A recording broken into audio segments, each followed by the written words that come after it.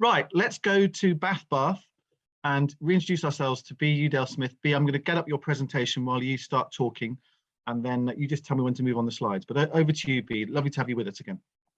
Amazing, thank you so much. Well, thank you, so much for having me again. And sorry about the sun. I've actually not worked in this room with sunlight because I just moved where I'm living, and yeah, it's a completely new thing. So I'm going to try and avoid going in and out. So my name is B. Udale Smith. I'm co-artistic director of Pigfoot Theatre. I use the pronoun she, her, and as an audio description, I have white skin, bright purple hair, and I'm wearing a woolen jumper. Before I start, again, I just want to say it's such a pleasure to be here today. Thanks for having me as part of this Zoom. So Pigfoot is the UK's first explicitly carbon neutral theatre company. We make work about the climate crisis and protests from within an industry which in London alone has been shown to have a carbon footprint of 50,000 tonnes a year, which is equivalent to driving a car 1.5 million times around the M25. So we turned carbon neutral in 2018. We wanted to make a show about climate change, and it seems strange to do so in a way which harmed the planet. So we started on the path that we're on today. I've come to believe over that period that environmental action at work has a much greater effect than most things we can do in our personal lives. So for example, if every arts and culture organisation in the UK were to publicly start working towards environmental responsibility tomorrow, that would have a huge impact in terms of promoting the message to members of the public that environmental sustainability is achievable and vital for the Earth's survival. So today I'm going to explain a bit about how we make our work sustainable and how we run our company in a sustainable way. And before I get into anything, I just wanted to flag we've made so many mistakes along the way, and I will mention all the things that some of the things that we've done wrong, as well as the things we've learned how to do. So next slide, please, Tom. So these are the 8 key elements that we found to creating sustainable art and running our company in a sustainable way. Next slide again, please, Tom. So firstly, electricity use. The target here is to reduce or eliminate entirely the use of electricity that comes from fossil fuels. So all our work, our lighting, our sound design has an electricity cap, a maximum amount of electricity it's allowed to use.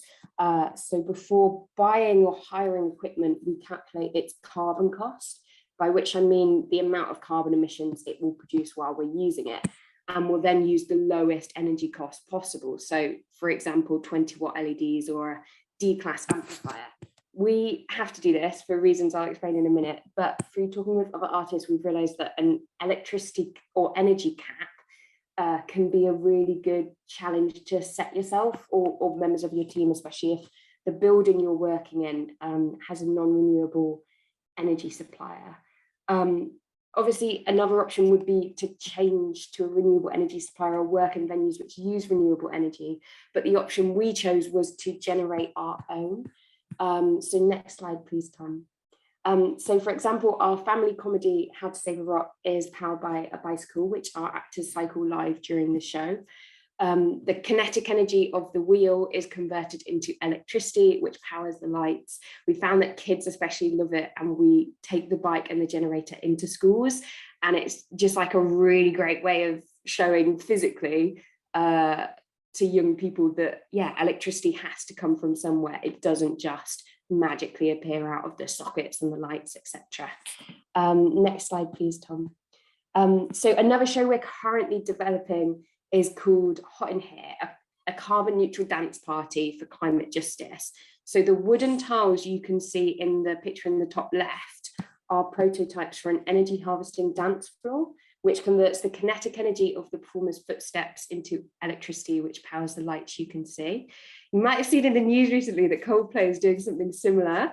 I don't know where they got the idea from. I really doubt it was from us. So generating our own electricity is the method we use to avoid electricity created by fossil fuels. But as I mentioned last time I was here, actually, there is a hidden carbon cost in buying any material firsthand, so which we have been doing to build this equipment. So after this dance floor, we won't be making any more technology. Next slide, please, Tom. So electricity use is really linked into what venue or building you're working in. I'm always cautious about this topic because artists and companies often have very little power when it comes to picking and choosing what venues we work in. So I guess just instead, as a bit of inspiration, and because I think it's really cool, I wanted to share the work of the incredible eco-scenographer Tanya Beer, who created the concept of the living stage, which is a recyclable, biodegradable, biodiverse and edible performance space. So the whole thing is reused or eaten by the community at the end of its life. Next slide, please, Tom. So at the moment, we try to work in venues which use renewable energy, and if that's not possible, we perform outside. So for example, we recorded the work in progress of our show Hot in Here at Kentish Town City Farm. It's a community farm that had never had any interaction with theatre makers before, but they had a room which worked, and they generate all their own electricity from solar panels on the roof. So it was next slide, please. So with transport, the options are pretty obvious. Previously, we've toured just using public transport, and our set designer had to make us a design that could be packed down. Ironically, for a company that uses bikes a lot, we don't do a lot of actual cycling. So human-powered is totally possible, like the amazing Handlebars who tour their very funny Shakespeare shows, traveling entirely on bikes, cycling thousands of miles each tour. And next year, when we're touring Hot in Here, we'll use either an electrical biodiesel van. So the picture here is of a biodiesel van owned by Ecodrama up in Glasgow. The van is powered by recycled cooking oil from local takeaway restaurants, which I just think is so great. And as I'll talk more about later, we always record all our journeys. So all the trains, tubes, buses we take, and all the times I mess up and end up late and have to take a taxi. So next slide, please, Tom. So depending on the area, between 40 to 78% of carbon emissions in theatre and the performance industry come from audience transport. So that's 40% within London, 60% that was recorded in Manchester, and 78% comes from Matthew Bourne's 2016 production of The Red Shoes, which toured across the UK. If you haven't come across Matthew Bourne's new adventures, please do check it out. Their sustainability is really incredible. Obviously, it's really hard to control members of the public transport, but we try and adopt methods that we've seen other people use. So, for example, the Young Vic offer 10% of tickets free to local audiences, or you could offer discounts to members of the public who can prove they travelled on public transport. So, for example, who can provide a bus ticket.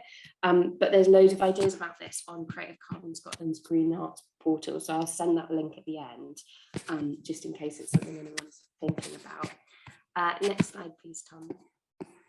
Another thing we're constantly learning and failing at is sustainable design or production practice. So absolute number one thing we've learned is the importance of committing to and actually delivering a closed loop design process. So the afterlife of an object is as important as its initial use. So before you allow yourself to buy anything, planning the afterlife of the object and how you'll use any surplus, and then choosing to buy materials secondhand. So we use eBay, Gumtree, Depop, FreeCycle, local Facebook groups, or we borrow everything we can. So like we do this egg do this, Company 3 just did it, I think, very successfully for their new show, through social media call outs and contacting people in our network. It goes against every fibre of my being, but I think that's my pride talking. And every time we have done a call out like this, we've always found everything we've been looking for. And the brilliant thing about borrowing is that obviously the afterlife is sorted for you. You just return the object. And then the last thing we've done in the past that I put here is creating your own design through upcycling, so using materials which would otherwise be thrown away. And then after the project, the options I put here are repurposing the objects into the design of your next show, donating, selling on, or swapping your items, a set swap. And then if you've made sure everything you've bought is recyclable before buying it, obviously you've got a last resort. What we struggled on in the past is budgeting days for our team to spend that time after the project on the afterlife of the production materials, which brings me to my next point. So next slide, please, Tom. The key thing we've learned from so many mistakes is that you need time to be sustainable.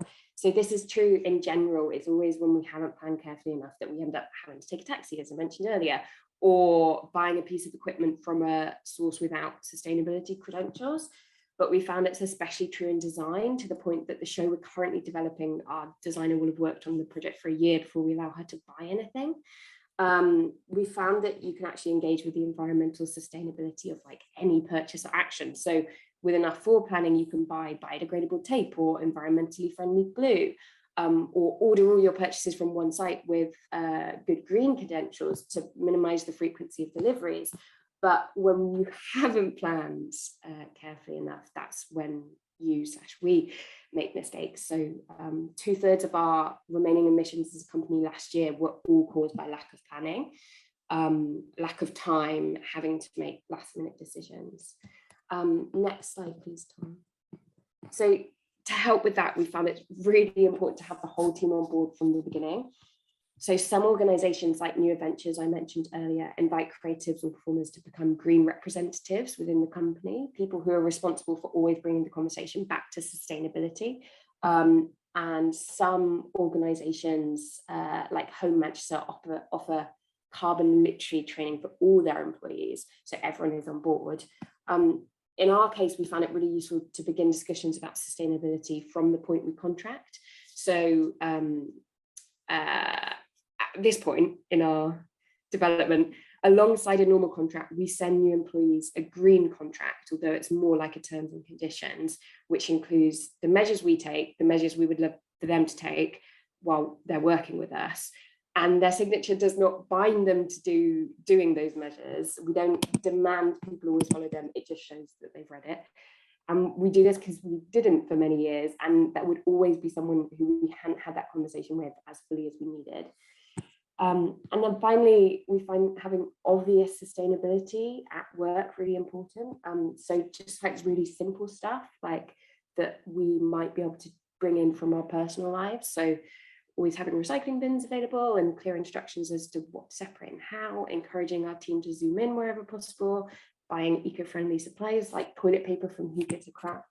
But we've also learned it's really important never to enforce sustainability measures on our creatives. So we ask for an accessibility rider and document detailing their access needs before we send them a green contract or establish any sustainability rules. Finally, next slide, please, Tom. Thank you. I just wanted to talk about the impact of your wider reach. So lots of companies, and we send green riders to venues we work with. So a set of questions and info in advance, letting them know about our environmental commitment and asking them what they're doing. And we also try and encourage or challenge all the partners we work with to do some of the measures we've just mentioned. So have green reps in their team or switch to a renewable energy supplier. Next slide, please, Tom. And then the final thing I wanted to talk about is digital carbon impact. So it's obviously quite a newly pertinent topic. And there are ways we found to reduce our digital impact, but it's hard. So, for example, we use Escosia instead of Google, which is an internet browser which plants trees for every search. We try to reduce the number of emails we send, reduce their length, and send attachments as Google Drive links rather than attach the email itself. Were we to sort of source devices, we'd use Fairphone, which develops smartphones with a low environmental impact. And website I'll talk about in a minute. And then the last thing again is just really important to record what you use. So the networked condition is a new carbon calculator to record the impact of digital work. That's really useful. Next slide, please, Tom. So a lot of websites do use a lot of energy, and it's really important to engage with that, especially if you host a lot of educational resources on your site. So firstly, you can calculate your site's current impact on website carbon. And then there's a few tips there that all come from Whole Grain Digital. So if you are interested in learning more about this, I'd go to Whole Grain Digital or the 2 sites at the bottom of this page. Next slide, please, Tom. So this is a bar chart I shared last time I was here. It's the carbon emissions we haven't yet learned how to avoid. As you can see, transport and purchases make up most of our remaining emissions. Next slide, please, Tom. I won't go through this with you because I did that a couple of weeks ago, but this is the end result of all the times I've put in this little PowerPoint, record what you use. So we find this recording and calculating process incredibly useful, because it helps us monitor where most of our emissions are still coming from and challenges us to target reduction in those areas next year. And it means that each year there are things that we haven't measured in previous years that we're now able to address. So for example, the emissions of our video calls, monitoring and calculating that led me into a rabbit hole of how to reduce Zoom emissions. So yeah, it's just a very useful process in general. We offset all our remaining issues at the end of the year. There are issues with offsetting, and I'll send some resources about that in a minute, and the 2 organisations that we recommend. But final slide, please, Tom. But that is a very quick overview of how we make our work sustainable and our company sustainable. I'm going to send across the companies I mentioned and the links, and just a few extra organisations and studies we found really useful. But yeah, thank you so much for having me. And I think we now have some time for some questions. Absolutely, B. That was inspirational stuff. I think one of the things that we're here to put on the planet, the network, is to inspire, to influence, to provoke people. And I think that's what your presentation has done this morning. So we've got 5 minutes for questions. If anybody would like to ask anything, I'm going to kick off, B, by saying the obvious one, really, which I suppose is: do you ever feel restricted by what you can do, and how frustrating is that, or can you overcome it? Yeah, so definitely feel restricted. I think the one that is really frustrating is the energy, because we have this tech that generates it from scratch, and it is just very strange to have one of your actors on a bike the whole time, or having to constantly dance. But it does always help, and I think we try to view them as like creative opportunities rather than limitations. And I think each time we do new projects, we get over something, and then there's another thing to get over. But yeah. Okay, great. Anne, and then Rob. Hi, yeah, I'd just like to say thank you for an incredibly useful presentation, which is basically like a super accessible toolkit to augment a lot of the work that we're already doing. So really, really appreciate that this morning. I think the point you made about allowing time in your budget to support a lot of this activity is incredibly important. And I think with artist budgets and organisations budgets being squeezed, when you're applying for a grant or for some extra funding, it's often the time that becomes the element that's squeezed. And I think making sure that we articulate why we need this time is so important. So it's a comment rather than a question. But thank you. And if there's anything else you want to say on that, that would be great. No, I just agree totally. It feels completely counterintuitive to ask for all this extra time. But yeah, I think we're fortunate now that, for example, the Arts Council have such strong environmental priorities. So there is a kind of, there's more of a place for us to justify it. But I totally agree. And it's such a battle. Thanks. Rob. Yeah, that was great. Thanks very much, B. I wonder how you start unraveling all this, how you start unpicking all this from the beginning. I presume you're an artist, theatre type person from the beginning, and decided to go down the environmental route rather than the other way around. So what were the processes in your thinking? Yeah, so basically we wanted to make a show about climate change. That was our starting point. And we didn't want to do it in a way that harmed the planet. That was like where it all came from. But then over the research process for that show, we realized the sort of gravity of the situation, but also the kind of not how easy it was to be sustainable, but almost it was how hard it was that I think made us think, maybe this is something that we should be doing. Like, this obviously isn't easy for just anyone to, just swing into. And then, it's like like I just said about the Zoom thing, like each year, each month, each week, there's like a new thing that we're like, oh crap, we haven't even thought about that. And so it's just this kind of constant expanding understanding of our own lack of sustainability and what we need to change. So yeah, it was definitely a process. Thank you. Amanda.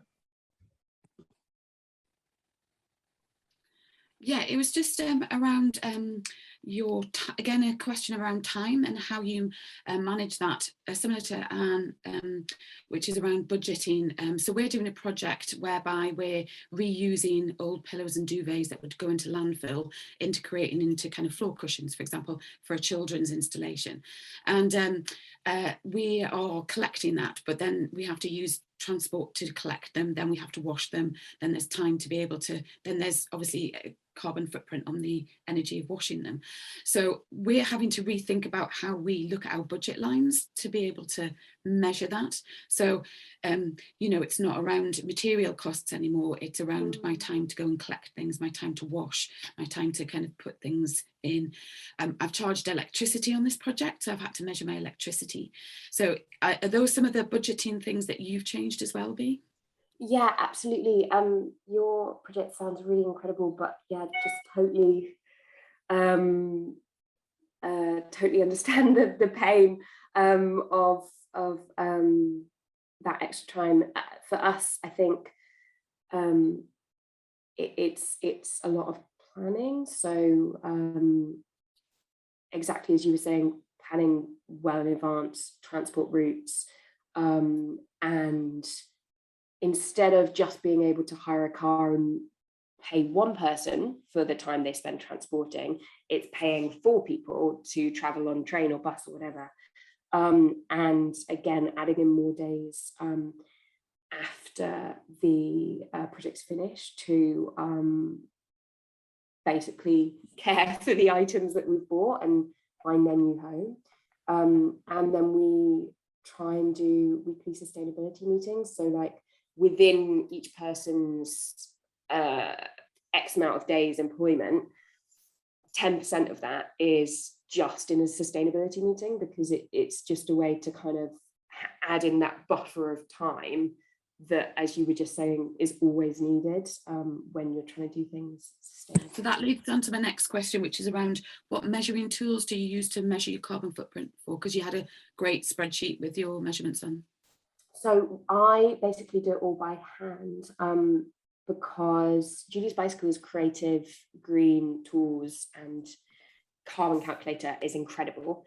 I definitely recommend that, and I'll send it in a link in a moment, but it's not quite perfect for companies that don't have a physical home like us. And so we do it by hand. I just have a spreadsheet that breaks it all down. And then we use a lot of online carbon calculators. So as in to transfer the kind of like miles on the train into carbon emissions, use online carbon calculators for that. In particular, we use one from Climate Care, which is quite comprehensive. And then the networked condition, which is the digital carbon calculator, it does a whole sort of digital side for us. But the key is just measuring everything and recording everything as you go along, that we're still not quite good enough at, and there is a lot of like going back into receipts and going, oh, how far did I travel on that? But yeah. Thanks, Amanda, and thank you to people that put useful links in chat. Kathy's put something in there, Bob's put something in there as well. I know that Amanda put a link in there earlier too. Bea, don't beat yourself up too much about it. You're doing amazing work, and I think you're inspiring people when you talk about you're a great storyteller as well. You explain things really nicely and clearly. So thank you for taking the time this morning. One of the 6 outcomes of our quarterly meeting that you were at, Bea, was to revisit this topic more regularly than we have done so far. So this morning is a good example of that, and I'm tracking when we touch upon speakers who have an aspect of sustainability and carbon zero ambitions in what they're talking about. So it's a direct result of that. So thank you very much for your time. I know the reason that we came across you was through Liv Stevenson, because you did something at Theatre by the Lake some time ago. So I hope you can come back to Cumbria soon and inspire our audiences with the way that you do things and the message that you put out. So thank you very, very much indeed. Don't go away, because Henry Goodwin from Sustainable Carlisle. Henry, you've got a minute to talk about the probably quite wet gathering that took place in Carlisle as part of the COP26 timetable. Off you go. Okay, 1 minute. Thanks very much, BA, for all that. To look forward to maybe seeing you next year and doing some work up here in Cumbria. We held the global a rally for global justice on Saturday in driving rain. We got Carlisle put on the national map and the international map of cities around the world who were participating in this. We kept an audience of maybe 120, 150 people and lots of passers-by during all this driving rain, with speakers ranging from 8 years old through to 80, with political speeches getting made. But more importantly, we tried to capture an intersectional kind of audience, and we started off with Lake's Mouthful, who are a very large choir from here down round about Cockermouth, with Dave Camlin and a pile of folk from the northeast, who opened up with a version of Bella Ciao, which they'd rewritten for climate change. Then they had a spot in the middle of it with 3 songs that they'd written to go to Glasgow. Instead of going to Glasgow, they came to Carlisle. We had poetry from Phil, who's here today, and from Tina Borgia from Multicultural Carlisle. And so we tried to capture a whole range with a young singer-songwriter called Marble Moon, or Kiara, who performed a couple of songs. We worked our way through the whole day, 3 hours worth of all that. We got it all organised in the driving rain. It was great, considering the weather that we had, and we hope to continue something like that, and we hope that we can continue involvement when we do things over the coming months with yourselves. Great, Henry, thank you. And hats off to those that managed to make it despite the weather. Terrific stuff. Thank you. And we're at the climax of the 2 weeks of COP26 now, so goodness knows where that's going to go. But it'll be interesting to see what the outcomes are. Thank you, and thanks once again to B for giving us that provocation. Right, great stuff. And all your links. Spam is fine. Link spam is fine. B, we can deal with that. Okay, right. Let's go across to West Cumbria now. It's 10:05. To Florence and to Amy, who is one of the artists behind Reform, a great exhibition that's just opened there. So Amy, while I get your slides open, your beautiful slides open, I'll ask you to kick off. Off you go. Okay, thanks, Tom. Yeah, just really chuffed to be taking a bit of a different role today and letting you know about a creative project that I've been involved in called Reform. So I'm going to tell you a bit more about the background of the project, and then we'll just quickly head over to Florence to Anne for a very quick sneak peek. It's not a full tour, it's a sneak peek, because we would like you to come and see the exhibition. So yeah, the exhibition is called Reform. It's an exhibition by Art Crit North Cumbria. It's on at Florence Arts Centre until the 18th of December. So we'd really love you to go and visit. Next slide, please, Tom. So Reform, it's a collaborative project, and it asks artists to make a new piece of work in response to a unique shape. And the 12 shapes were part of a 2017 artwork, Found Constellations, which I did, and which explored Cumbria's industrial and railway heritage. So I'll tell you a bit more about that. Next slide, please, Tom. Yeah, so the origins of this project was in something called Found Constellations, and it was a work that I did with Signal Film and Media back in 2017. It was as part of their wider project Lost Stations, which set out to explore lost railway lines and the industrial heritage as a whole of Barrow-in-Furness and as Cumbria in a wider sense as well. So yeah, for my part in that project, I just became really interested in the idea of these disused train stations, these sort of lost stations, and I managed to find a map of all these disused train stations throughout the whole of Cumbria. And when you bring up this map, it's quite amazing. There's so many of them. It really makes you think about all the industry that was here. And when you actually look at the points on the map, it really started making me thinking of kind of star constellations. It's kind of turning it around on its head. Instead of looking up, looking down on all these points, and you just immediately wanted to join them up, really. So you'll see the shapes that are cycling through there are the constellation shapes I actually made. So I divided this map up into 12 areas of Cumbria, and then joined the dots up, basically. The shapes themselves are just really kind of fascinating, and I really enjoy watching other people look at the shapes, because each person sees something different in the shapes. It's quite funny, as some of them seem quite obvious, some are a little bit more ambiguous maybe, but each person is going to make a different idea and a different story just from a simple shape. So I think because of that, I sort of knew that these shapes, I didn't want to just leave them sitting there. I always wanted to do more with them after that project finished. So just kind of waiting for the right time. But I'll just quickly show you a bit more about the mapping. So we go on to the next slide, Tom. So yeah, I basically used this Google map, divided it up into 12 points, and then worked on each area with those little points there and join them up.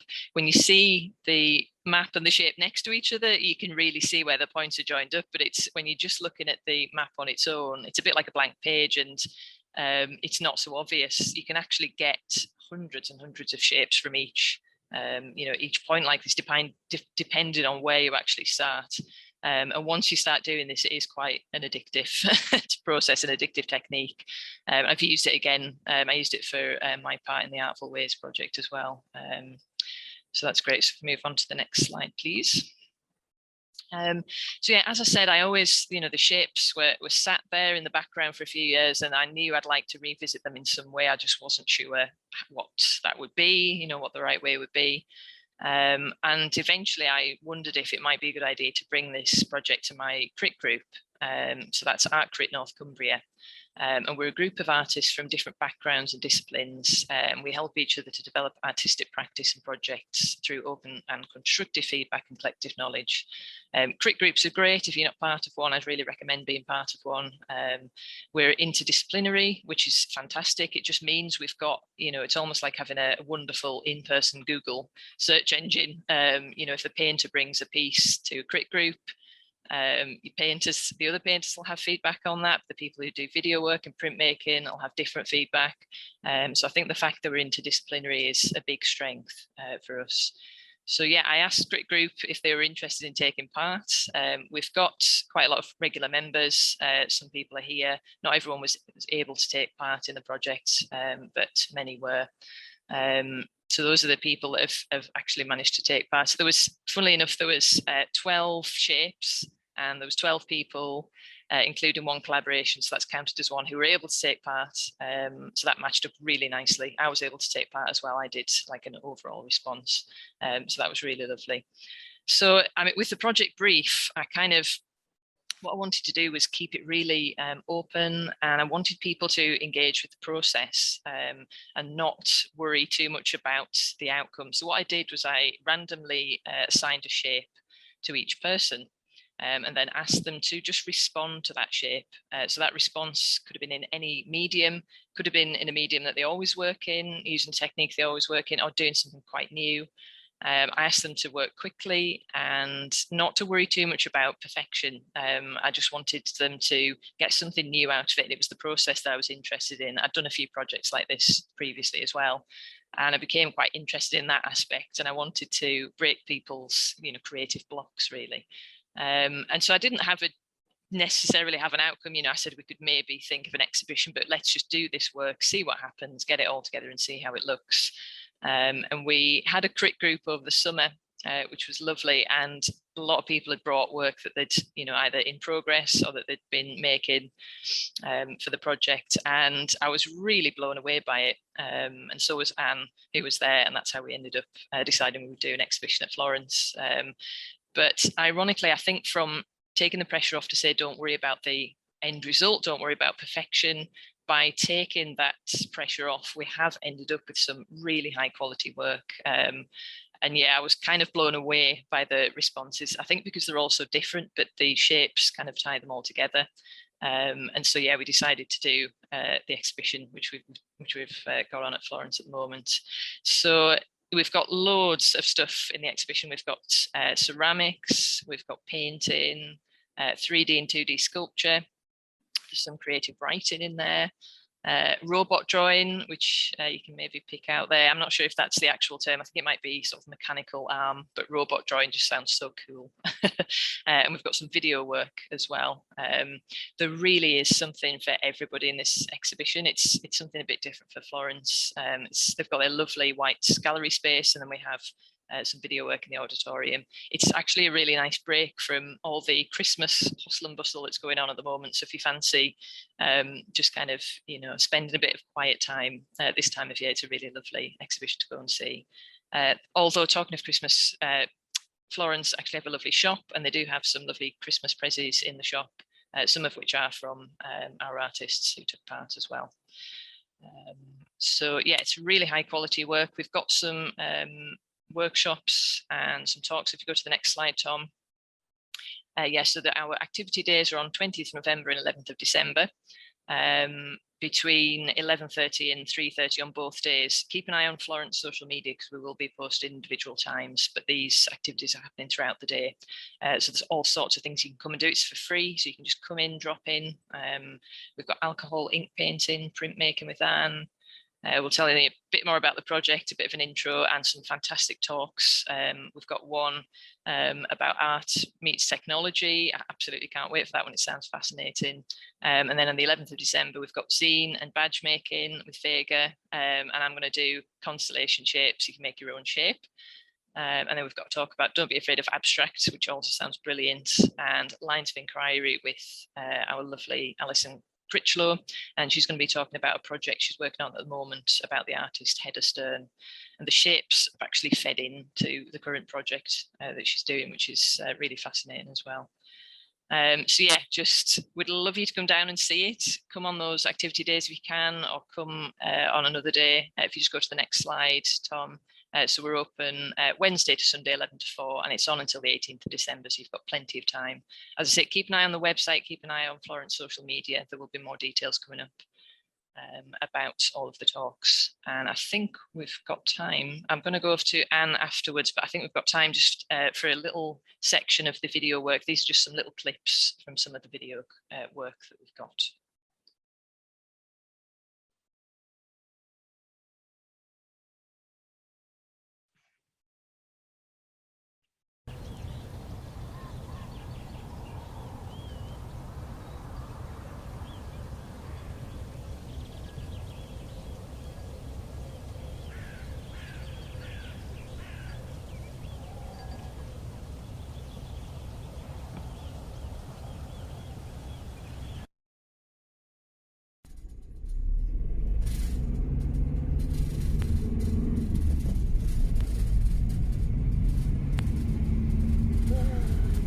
Looks like we're going into some sort of like spiritual realm, doesn't it? Yeah. Like we're zooming in.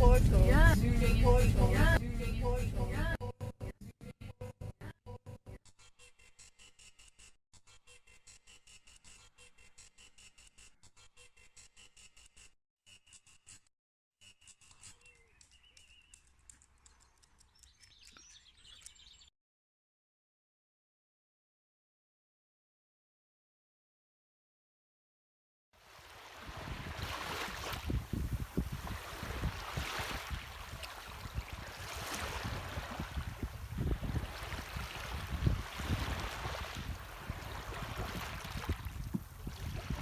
The other side of the island is craggy, a dark and awkward landscape cradling the beginnings of a storm.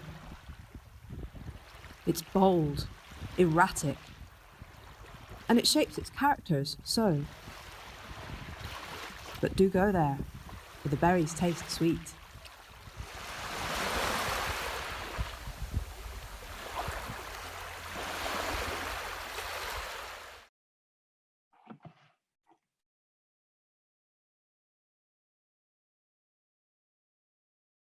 Excellent, thank you, Tom. So I think we'll just quickly head over to Anne at Florence. Yeah, thanks very much, Amy. God, I love that video of Carly Roses going into the portal. I think it's beautiful. So just quickly, I wanted to say why Florence as a team and as a venue thinks this is a really important exhibition and one that's worth coming to see. I think it's very special to be showing a completely new collection of work by such a diverse group of artists. And we're showing artists here who are really pushing themselves, taking risks with their practice, and developing their own work. And sometimes there's not an awful lot of funding or emphasis on things like that when we're constrained by an Arts Council brief or an organisational agenda. So this is an opportunity to see artists working really freely and really using their inspiration. And I think that's very, very refreshing. It's also good because it's a collaboration of artists at various stages of experience, at various stages of their career. And I think it demonstrates the value of artists like that working together and of showing artists who are new and who are experimenting, but also artists who are midway through some really serious projects and are incorporating this into what they're doing. So some of our heavyweights who are well known, very experienced, but also working in this way with newer artists too. And that's what we're trying to achieve at Florence through our open call, which is open at the moment, Fruitful, for a new exhibition in February. This exhibition also references things that are important to the Florence Manifesto, so particularly things like our connection with the environment and our care for it, and art as a form of support for our well-being as well. There's some powerful work that references some of those themes too. And it's very contemporary work. It's the feedback we've had so far has been absolutely amazing, commenting that it's thoughtful, it's challenging work that leaves you with questions. It provokes thoughts and makes you think about where this could go next, and makes you think about the shapes yourself and what you might do with them. We've also got some activities in the gallery as well, so you can come along and interpret the shapes yourself, and we'll be producing a big co-created work of these when the show is finished, or during the show really. And I've got a few bits and pieces here to show you too. So this work behind me is part of a work by Steve Mefroids and Kim Coraton, which is a machine drawing work. And it references power and mechanics and the environment, and it's thoroughly fascinating to study. We've also got some of these beautiful ceramics. I hope you can see that, by Katrina Archibald, and she normally makes very smooth, beautiful work, but this is a completely new technique for her, a Japanese technique of carving the clay out. So some really different stuff. So really, just to wrap up, I would say please come and bring people too. Being able to put on shows like this at Florence in the future depends on, in part on this one being popular and people coming and engaging with it. So as the Pet Shop Boys say, go west. Come and see us and bring people with you. You can get to us on public transport. In the theme of Bees Talk, there's a bus stop about 5 minutes walk away on the main road. We're also probably about an hour to an hour and a half walk from St Bees Station or Nethertown Station on the West Coast route as well. So if you want to be really environmentally friendly, make a day of it, get public transport out here. If you're going to bring the car, we do understand, but fill it, then there are more of you to enjoy the show. I'm also in the process of trying to purchase some second-hand bike parking off Facebook Marketplace at the moment from someone in Wigton. So I'm hoping soon we might have somewhere proper to park your bikes rather than putting them on the railings. Okay. So thank you very much, and hope to see you soon. Thank you, Anne. Thank you, Amy. Great looking exhibition. It's on now, it's live, it's interesting, it's fascinating, it's different. It's what art and culture is all about. Thank you very much indeed. Right, let's go to Gillsland, that funny little place on the border between Northumberland and Cumbria. It's actually one of my dogs once came from Gillsland. Amanda, you've got a great commission coming up as part of Hadrian's Wall 1900 Festival, which is next year. In a nutshell, tell us all about it. Yeah, I'll be really quick and brief because the artist brief is actually there, and I can put that in the it's on the Facebook page. So I'm part of a steering group that is leading the Hadrian's Wall 1900 Festival. It's a year-long festival along Hadrian's Wall. So that runs far in the west from Ravensglass, Eskdale, up Maryport, all the way through Carlisle and to the east coast over to Arbea and South Shields. And that's kind of the line of the festival. And the festival is an umbrella festival whereby we're asking for activity organisers who are arts organisations, artists, individual artists, community organisations, to propose stuff for the to be part of the festival. The steering group have been working really hard behind the scenes to try and raise funds for some keystone commissions. We've gone to the North of Tyne Combined Authority, which is kind of the leftover in the northeast, if that makes sense. So they've got kind of money for Newcastle, Northumberland, and oh, I can't remember which one it is. North Tyneside, that's it.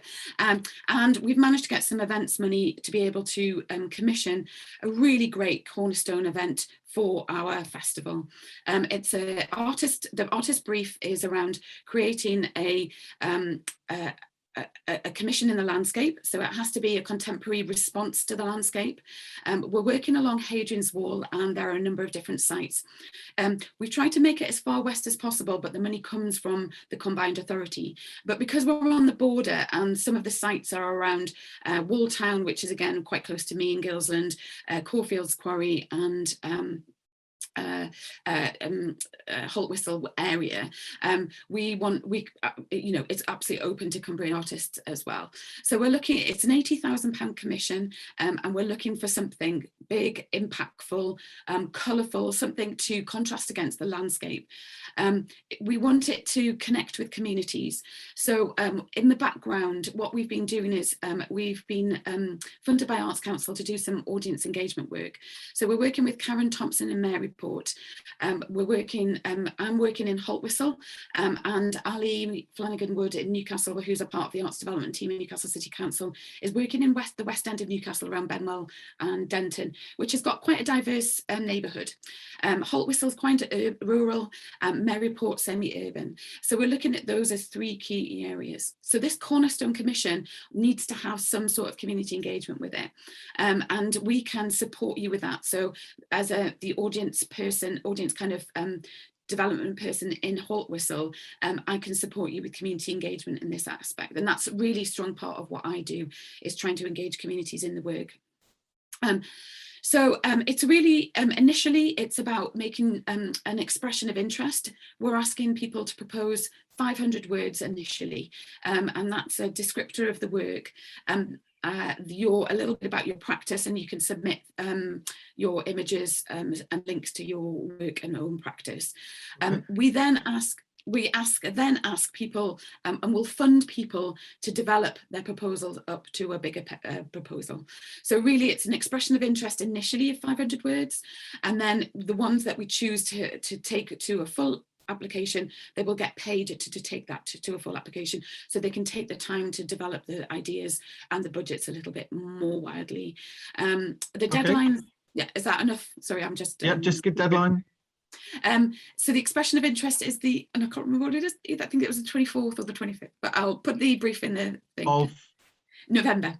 Right, so quite soon. Okay, yes, fine. I'll put the brief put the brief into chat, and obviously any questions, please direct them straight to Amanda off the back of this call. Thank you, Amanda. Great opportunity, great teamwork, and I'm fascinated to see what it's going to be like for the exhibition and for the whole festival next year. Thank you very much, Amanda. Pleasure. Right, let's conclude then with asking ourselves the question, what is natural beauty? Fortunately, Rob Fraser may be pulling people together to come up with an answer for a really interesting sounding symposium on the 1st of December. So Rob, I've got your slides. The floor is yours. Thanks, Tom. Thanks for inviting us on to just give a bit of a speed dial about this symposium that Harriet and I have cobbled together over the last wee while. It's kind of loosely hung around the theme of what is natural beauty. It's a question that's come to us quite a few times of late. Next slide, please, Tom. So that's it. Is it time to rethink aesthetic values as we change the way we care for protected landscapes in a time of environmental crisis? The question came to us because we've done a lot of work with the Wye Valley AONB, Area of Outstanding Natural Beauty. So that kind of forced us to think about who defines what natural beauty is, who sets those parameters, and we've kind of been exploring it now for the last 3 months to actually bring the program together. Next slide, please, Tom. So there's a rough idea about what's happening on December the 1st. It's an online symposium. It's between 1 and 5 in the afternoon, and we're trying to get as many people as possible from a broad range of voices and value systems, really. We've got presentations, panel discussions, Q&A, breakout rooms, short films, an artist in residence, which is Kate Brundrit, known to this manor. And then we're going to be forming a report on the back of all the understandings that come forward. So the more people, the more voices in the room, the better. Next slide, please, Tom. We somehow managed to get through to Kate Humble, and she's going to be introducing the symposium. She lives on a farm now in the Wye Valley, AOMB, and she's a really keen advocate for how we respond to place, how we live with place in all its widest means. Next slide, please, Tom. So that's the programme. You probably can't read it very well. I'll put a link into the brief at the end of the thing. We've got a broad range of speakers there, from Crystal Moore, who's working with Sir Patrick Vallance at the moment on the COVID response. She's been seconded over there, to artists, to people working with WWF across the world, to people who write on Wordsworth. So we think it's a really interesting conversation, and there's going to be time for breakout rooms for people to feed into the discussions as well. So, you know, we're really trying to bring different voices and different value systems together to talk, you know, to bring people together. That's what we like to do through our work, but it's always about the environment. You know, no matter what you're talking about, for us, it's always about the environment. Next slide, please, Tom. So that's the kind of the blurby bit. Tickets are on sale for Eventbrite. There's a lot of organisations that can afford to pay 15 quid. We're paying all the artists. We paid it for a short film to be made, so we're trying to obviously recoup those costs. We believe that some people who don't get paid to be there, we're paying them to actually take part because we want to bring them in the conversation. We got half-price tickets to students and low-wage earners, and we've even, whisper it quietly, we've got some free tickets for some people who can't afford any money at all. We're absolutely fine with that. We go through phases. When an artist, we've got bugger all cash, so it's nice to get something free, but we're really keen to bring in as many people as possible. Final slide, please, Tom. And that's it. So it's being run through the Place Collective, which Harriet and I have set up earlier this year.